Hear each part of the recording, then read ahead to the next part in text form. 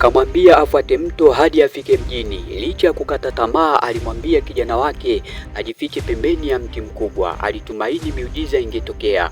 Hatimaye alipata mpango mwingine. Wauaji walionekana kwenye kioo cha nyuma cha gari lake, akiwa na hofu kuwa wangempata mwanaye ikiwa wataendelea kumtafuta.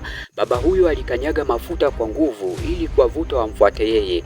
Gari lilitumbukia kutoka kwenye jabali. Kijana alikaa kimya huku akitazama kifo cha baba yake akiwa amefia ndani ya gari. Wauaji waligundua kwamba kuna mtu mwingine anakuja kwenye barabara kuu. Hivyo ili kuweza kuficha ushahidi, waliamua kumuua mwanamke huyo kwa kumpiga risasi, na wao wakaamua moja kwa moja kutoweka eneo lile. Polisi walikuwa wameweza kufika eneo hilo la tukio.